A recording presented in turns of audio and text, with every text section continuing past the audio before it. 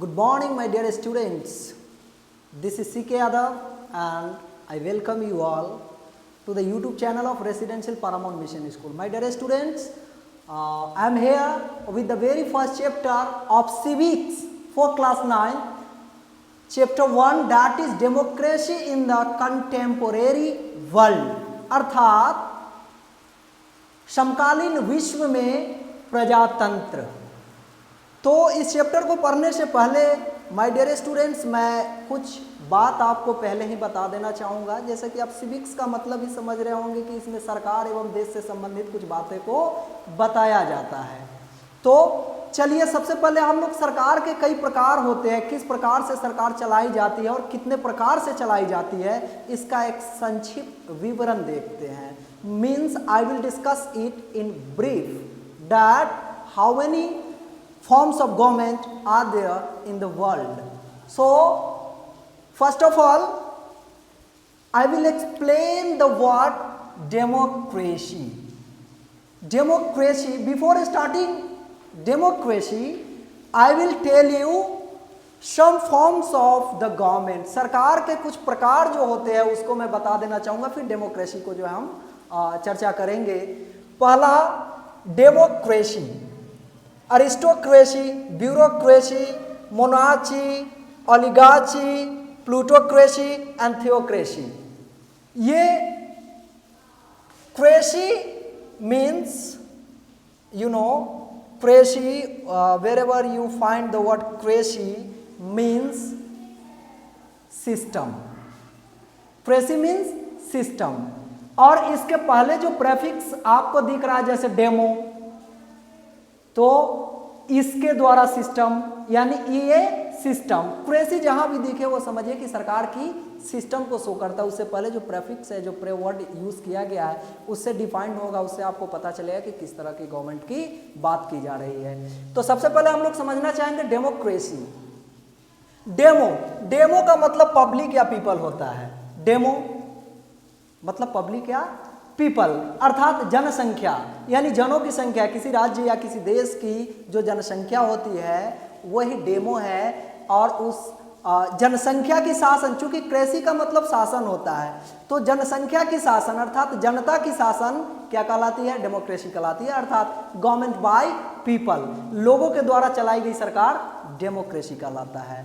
Aristocracy, government by nobility. Nobility, what does the word nobility mean? Nobility का मतलब नवीन, नवीन का मतलब है people, group of intelligent people, मतलब कुछ बुद्धिजीवियों का समूह जो शासन चलाता हो, वैसी सरकार को हम क्या कहते हैं? अरिस्टोक्रेसी कहते हैं। क्या कहते हैं? अरिस्टोक्रेसी कहते हैं। फिर ब्यूरोक्रेसी, ब्यूरोक्रेसी जिसमें ब्यूरोक्रेट का पार्टिसिपेंट्स हो, जिसमें ब्यूरोक्रेट का पार्टिसिपेंट्स हो, उसी टाइप ऑफ गवर्नमेंट को हम ब्यूरोक्रेसी कहते हैं। अर्थात a government run by civil servants. Civil servants, bureaucrats कौन होते हैं? ब्यूरोक्रेट्स का मतलब जो अथॉरिटी, जो हायर रैंक पे, जो प्रशासनिक है, एडमिनिस्ट्रेटर है, जैसा कि आप हम कह सकते हैं SP, DSP, magistrate, IPS, IAS and all that. ये सब के सब किसके अंतर्गत आते हैं?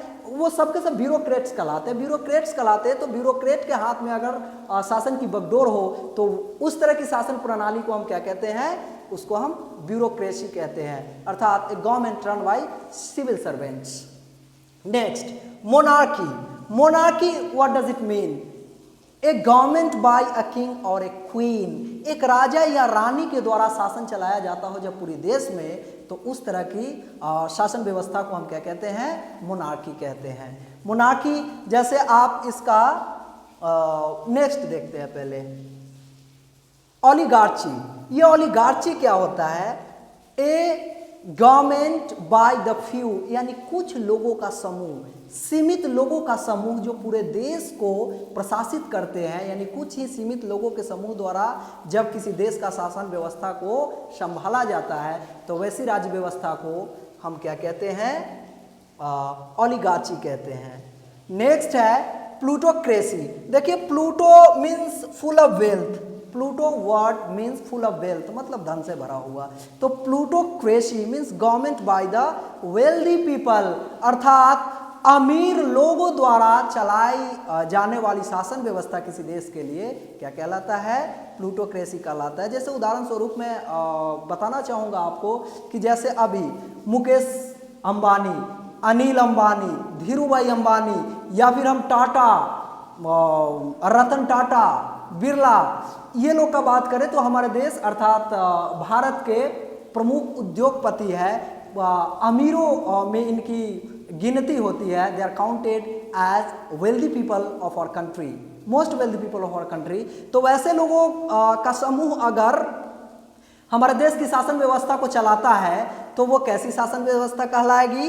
वो कहलाएगी प्लूटोक्रेसी, अर्थात धनी व्यक्तियों के द्वारा चलाई गई शासन प्लूटोक्रेसी कहलाता है। थियोक्रेसी, थियोक्रेसी हियर, थियो एक रूट वर्ड है और थियो का मतलब होता है क्या? पूजा पाठ। थियो मतलब believe in the existence of god, they are called theist, अर्थात जो भगवान के अस्तित्व में विश्वास करता है वो थीइस्ट कहलाता है। तो थियोक्रेसी अर्थात गवर्नमेंट बाय द प्रीस्ट, अर्थात पुजारियों के द्वारा चलाए जाने वाली शासन को हम क्या कहते हैं? पुजारियों के द्वारा चलाई जाने वाली शासन को हम थियोक्रेसी कहते हैं। पॉज कीजिए इसको। तो ये कुछ हम लोग सिस्टम ऑफ गवर्नमेंट देखे। अब चलिए हम लोग जो पढ़ने वाले हैं democracy in the contemporary world, अर्थात समकालीन विश्व में प्रजातंत्र। अर्थात हम जानते हैं कि approx more than half of the world, अर्थात दुनिया के आधी से ज्यादा जो इंडिपेंडेंट कंट्रीज हैं, मैंने इंडिपेंडेंट कंट्रीज का नाम इसलिए मेंशन किया है कि जो स्वतंत्र देश है उन्हीं का मैं बात कर रहा हूं, कि जो उनके लगभग दुनिया के आधा से ज़्यादा जो इंडिपेंडेंट कंट्रीज है वहाँ पे जो शासन व्यवस्था चल रही है वो कैसी शासन व्यवस्था चल रही है? वो डेमोक्रेसी चल रही है। जैसे भारत भी डेमोक्रेसी का उदाहरण है। हमारे देश में जो शासन प्रणाली चल रही है वो भी प्रजातांत्रिक शासन प्रणाली है, जनतंत्र शासन प्रणाली है, जिसको हम डेमोक्रेसी कहते हैं। तो जिस तरह से हम लोग देखते हैं कि डेमोक्रेसी आज दुनिया के लगभग आधा से ज़्यादा कंट्रीज में अर्थात देशों में कंटिन्यू है, चल रही है वही शासन व्यवस्था। लेकिन ये शासन व्यवस्था को अगर हम लोग 100-200 साल पीछे से देखते आए अभी तक, तो यूज तो चल रहा है, यूज तो हो रहा है, अर्थात डेमोक्रेसी लागू है लगभग आधे से ज़्यादा विश्व में। लेकिन इसमें बहुत सारे उतार चढ़ाव आए हैं मेरे प्यारे बच्चों। ये ऐसे ही जनतंत्र वाला देश बहुत सारे देश नहीं बन गए हैं। तो हमारे सबसे पहले चैप्टर में ऐसा ही कुछ पढ़ना है, लेकिन उससे पहले मैं आपको डेमोक्रेसी का मतलब बताना चाहूँगा कि in a very simple definition we can say that democracy is the form of government in which the rulers are elected by people। अर्थात प्रजातंत्र शासन का वह रूप है, प्रजातंत्र शासन का वह रूप है जिसमें जनता अपनी सरकार को स्वयं चुनती है। अर्थात जनता अपनी सरकार को स्वयं चुनती है। ये किसकी विशेषता है? डेमोक्रेसी की। और ये डेमोक्रेसी की क्या है? डेफिनेशन है, सिंपल डेफिनेशन बोले। या हम ये भी कह सकते हैं कि democracy is a form of government. Democracy अर्थात प्रजातंत्र सरकार की वह पद्धति है that allows people to choose their rulers, जो कि लोगों को अपना शासक चुनने की अवसर देती है। अर्थात लोगों को अपना शासक चुनने का अवसर डेमोक्रेसी में दिया जाता है। तो इसलिए हम लोग कह सकते हैं कि democracy is the best cracy for any country. किसी भी देश के लिए सबसे अच्छा शासन की पद्धति जो होती है वो डेमोक्रेसी होती है। डेमोक्रेसी जो है डायरेक्ट भी हो सकता है, इनडायरेक्ट भी होता है। लेकिन हमारे देश में यानी भारत में जो प्रजातंत्र है, जो हम लोग शासन जो व्यवस्था है हमारे यहाँ, वो इनडायरेक्ट है। कैसा है? इनडायरेक्ट है, अप्रत्यक्ष रूप से हम लोग शासन करते हैं। मैं एक स्टेटमेंट लेना चाहूँगा। The 16th president of America, whose name is Abraham Lincoln, he just defined democracy as democracy is the government of the people, for the people and by the people. This statement and this definition of democracy is given by the 16th president of United state of America Abraham Lincoln. अर्थात Abraham Lincoln जो America के 16वें राष्ट्रपति रहे, उन्होंने democracy को अर्थात प्रजातंत्र को इस तरह से परिभाषित किया है कि प्रजातंत्र जनता का, जनता के लिए और जनता के द्वारा की गई शासन है। अर्थात हम लोग का इसका मतलब क्या है? इसका मतलब ये है कि इस तरह के शासन व्यवस्था में जनता सक्रिय रूप से भाग लेता है। किसमें? सरकार की शासन व्यवस्था में। क्यों? क्योंकि जनता के पास पूरा हक है कि वो किसको अपना नेता चुनेगा। जिस नेता को अर्थात जिस रिप्रेजेंटेटिव को हम इलेक्ट करते हैं, वो रिप्रेजेंटेटिव जा करके फिर जैसे हम लोग मेंबर ऑफ पार्लियामेंट को इलेक्ट करते हैं, किसी भी एमपी को इलेक्ट करते हैं, और वो एमपी जा करके क्या करता है, हमारे प्राइम मिनिस्टर, प्रेसिडेंट को क्या करते हैं, वो इलेक्ट करते हैं। अर्थात किसी न किसी तरह से हम लोग कह सकते हैं कि इनडायरेक्ट रूप से ही सही, लेकिन जनता सरकार का चयन हमारे हाथों में होती है, हम करते हैं, अर्थात देश की जनता करती है। तो ये कुछ बेसिक चीज़ मैंने बताया। अब जो है इतना मेरा बताने का उद्देश्य यही था बच्चों कि अब जब आप इस बुक्स को पढ़ेंगे, इस बुक को पढ़ेंगे या फिर पॉलिटिक्स से संबंधित जो भी बुक आप पढ़ेंगे, जो भी चैप्टर्स पढ़ेंगे, और उसे समझने में आसानी होगी। चलिए कुछ इसमें हम लोग देखते हैं कि this book is about democracy. Democracy के बारे में ही ये किताब है जो पॉलिटिक्स हम लोग जो क्लास 9 में पढ़ने वाले हैं। In this first chapter we see how democracy has expanded during the last 100 years to more and more countries in the world. इसमें हमको देखना है पहले चैप्टर में कि कैसे पूरे विश्व में, विश्व के लगभग आधे से ज़्यादा देशों में डेमोक्रेसी का प्रचलन रहा, लेकिन 100 साल में बहुत सारे अप्स एंड डाउन्स आए, बहुत सारे उतार चढ़ाव आए। More than half of the independent countries in the world today are democracies. आज जो है लगभग दुनिया के आधा से ज़्यादा देश डेमोक्रेसी है, लेकिन बहुत सारे उतार चढ़ाव है। एक दो एग्जाम्पल के तौर पे हम लोग इसी में फर्स्ट चैप्टर में दिया हुआ है टू टेल्स ऑफ डेमोक्रेसी, यानी डेमोक्रेसी की दो कहानियाँ। इस दोनों कहानी को ही हमको पढ़ना है फर्स्ट चैप्टर में। चलिए कुछ मैं बताता हूँ आपको। ये जो कुछ भी अभी मैं स्टेटमेंट पढ़ने जा रहा हूँ, जो स्पीच पढ़ने जा रहा हूँ, ये स्पीच एक प्रेसिडेंट द्वारा दिया गया है। एक प्रेसिडेंट जो चिले के प्रेसिडेंट है। Chile situated in South America, it's a country of South America. So उसमें Chile, it's not chilli, chilli नहीं है, ये चिले है। तो चिले के प्रेसिडेंट के द्वारा भाषण दी जाती है, और उनको पता है कि इस भाषण के देने के बाद मैं जिंदा नहीं बचूंगा, क्योंकि वो कुछ आक्रमणकारियों अर्थात मिलिट्री कूप के द्वारा घेर लिए जाते हैं और उनकी हत्या कर दी जाती है। वो जानते हैं कि मेरी हत्या हो जाएगी इस स्पीच के बाद। इस वजह से उस स्पीच में वो जो बातें कहना चाहते हैं उसे वो कम ही समय में कह डालते हैं। चलिए देखते हैं वो स्पीच में है क्या। वर्कर्स ऑफ माई होमलैंड, ऐसा समझ लेना थोड़ी देर के लिए कि मैं प्रेसिडेंट हूँ, कहाँ का, चिले का। Workers of my homeland, I have faith in Chile and its future. Chileans will overcome this dark and bitter moment when treason became dominant. You must never forget that sooner rather than later, the grand avenues will be opened where free men will march on to build a better society. Long live Chile, long live the people, long live the workers. These are my last words. अच्छा देखिए, ये बातें वो address करते हैं चिले के लोगों को। कहते हैं कि वर्कर्स ऑफ माय होमलैंड, यानी मेरे जो देश के कर्मचारी हैं उनको संबोधित करते हैं। फिर कहते हैं कि उनको जो कंट्री है, जिस कंट्री को प्रेसिडेंट है चिले के, उसके भविष्य के बारे में बताते हैं कि I have faith in Chile and its future. इसके भविष्य में मुझे विश्वास है। Chileans will overcome this dark and bitter moment. ये जो अभी का बहुत बुरा बदतर जो स्थिति है, इससे बाद में हमारे देश की प्रजा और हमारा देश उबर जाएगा और एक ऐसा समय आएगा कि फिर से सही सरकार का निर्माण होगा और सब कुछ ठीक हो जाएगा।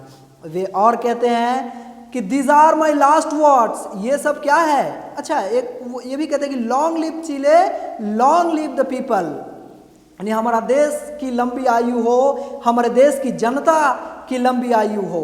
लॉन्ग लिव द वर्कर्स, यहाँ के लोग, यहाँ जो कर्मचारी है वे दीर्घायु हो।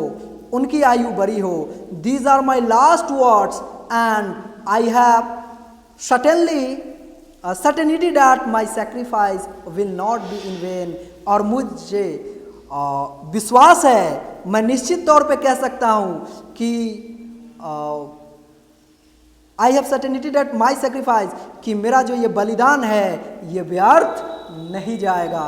I have certainty that at the least I will be a moral lesson to castigate felony, cowardice and treason।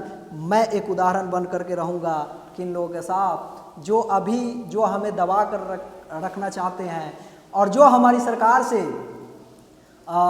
संतुष्ट नहीं है। अर्थात उनके कहने का मतलब है कि उन्होंने काम तो अच्छा किया है, लेकिन कुछ एलिमेंट्स हैं, आप कह सकते हैं जो सोशल एलिमेंट्स नहीं है, बैड सोशल एलिमेंट्स है, वो लोग इनकी शासन व्यवस्था को ध्वस्त करना चाहते थे। उसको कहते हैं कि बाद में सब कुछ ठीक हो जाएगा, एक ऐसा समय आएगा कि फिर जैसा शासन प्रणाली अभी चल रही है वैसा ही चलेगी।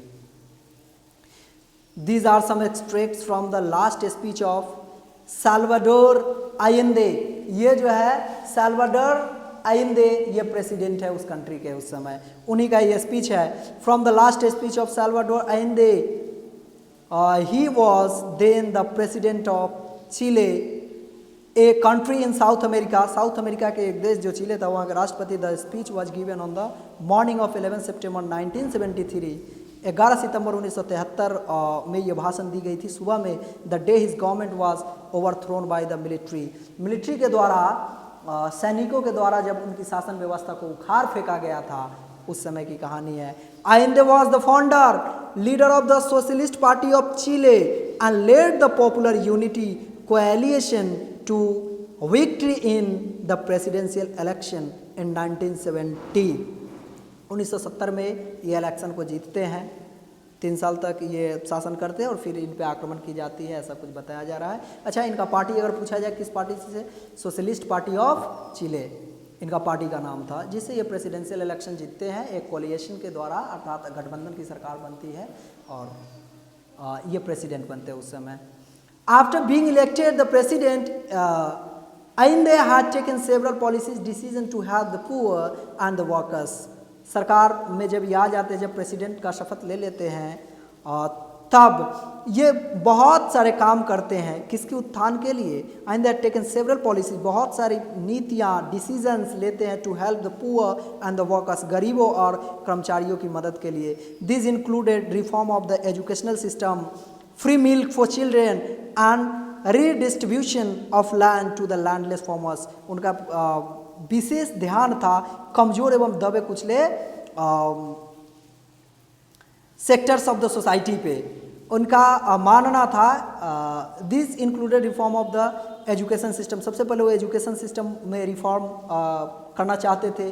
फ्री मिल्क फॉर चिल्ड्रेन, बच्चों के लिए फ्री में दूध, and redistribution of land to the landless farmers. चूँकि उस समय था क्या कि किसी एक व्यक्ति के पास एकर्स ऑफ लैंड्स हुआ करते थे और किसी व्यक्ति के पास, किसी परिवार के पास कोई लैंड नहीं हुआ करते थे, तो वे चाहते थे कि रीडिस्ट्रीब्यूशन, अर्थात पुनः वितरण किया जाए लैंड, यानी जिनके पास नहीं भी हो उसके पास भी, और जिसके पास बहुत ज़्यादा हो उसके पास कम हो। इसका विरोध भी किया गया था इनके विरुद्ध। He was oppose to foreign companies taking away natural resources like copper from the country. He was oppose to foreign companies taking away natural resources like copper from the country. वो नहीं चाहते थे कि इनके देश से कुछ जो नेचुरल रिसोर्सेज थे वो दूसरे कंट्री में जाए, इसका ये विरोध करते थे। The landlords, the rich and the church opposed his policy. लेकिन जो जमींदार था, चर्च था, जो बड़े लोग थे, ये लोग उस समाज के उस सोसाइटी के बड़े लोग थे, अपोज्ड हिज पॉलिसीज, इनकी नीति को विरोध किया करते थे, क्योंकि उसको पता था कि ये गरीब की भलाई के लिए कर रहा है और इसमें हम लोग का कहीं ना कहीं कोई नुकसान है, तो वे लोग इनका विरोध करते हैं। Some other political parties in Chile also opposed his government. कुछ और दूसरे पार्टी भी थी, उसने भी इनकी सरकार को अपोज किया। मिलिट्री कूप ऑफ 1973, अर्थात ये जो है 1973 का सैन्य आघात, 1973 का सैन्य आघात, अर्थात सैनिकों के द्वारा आक्रमण किया गया था इन पे। On the morning of 11 September 1973, the military took over the seaport. The defense minister was arrested by the military when he arrived at his office.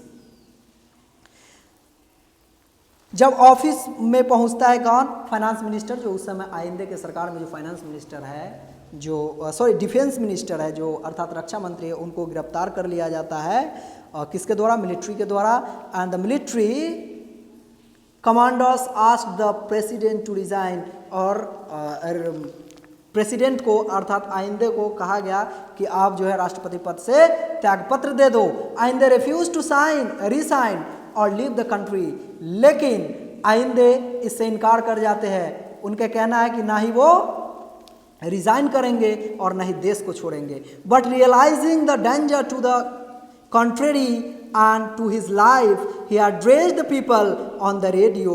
वे क्या करते हैं? उनको जब एहसास हो जाता है कि अगर मैं रिजाइन नहीं भी करता हूँ, देश नहीं भी छोड़ता हूँ, तो ये लोग मुझे जान से मार डालेंगे, और इसलिए वो क्या करते हैं कि जनता को एड्रेस करते हैं। The people on the radio, radio पे, part of which we read in the beginning, जो शुरू में हम लोगों ने पढ़ा था रेडियो पर, जो उन्होंने कहा था ये कि workers of my homeland, I have faith in Chile and its future. ये वाली जो एक्सट्रैक्ट्स है, ये सारांश जो है, ये कहाँ से लिया गया है?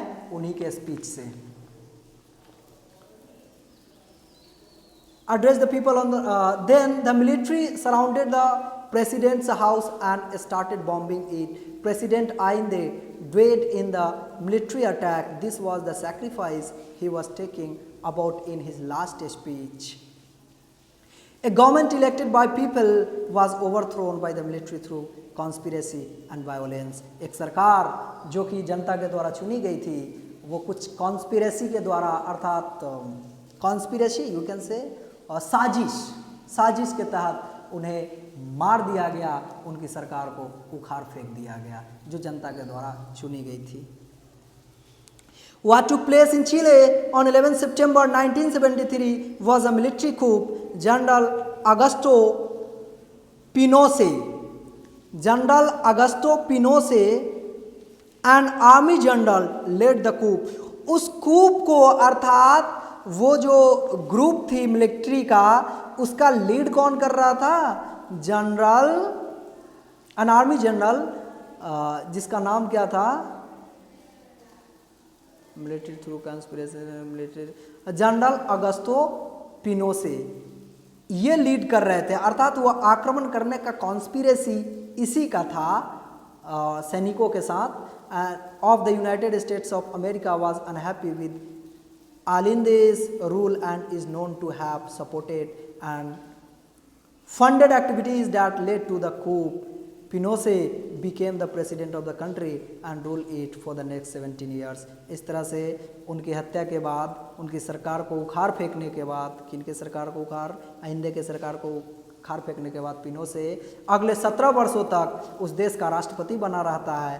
From a government that was elected by the people, the power shifted to the military officers. वो जो सरकार की जो पद्धति थी जिसमें जनता जो है सरकार को चुनती थी, उस सरकार को फेंक करके और केवल मिलिट्री फोर्सेस द्वारा, मिलिट्री ऑफिसर्स द्वारा उस सरकार को चलाया जाने लगा। अर्थात मिलिट्री फोर्सेस द्वारा चलाया जाने लगा। वो डेमोक्रेसी का अंत हुआ उस समय। तो ऐसे बहुत सारे ups and downs democracy setup करने में लगा है, जिसको हम लोग फिर नेक्स्ट में पढ़ेंगे। इस वीडियो में इतना ही रहने देते हैं।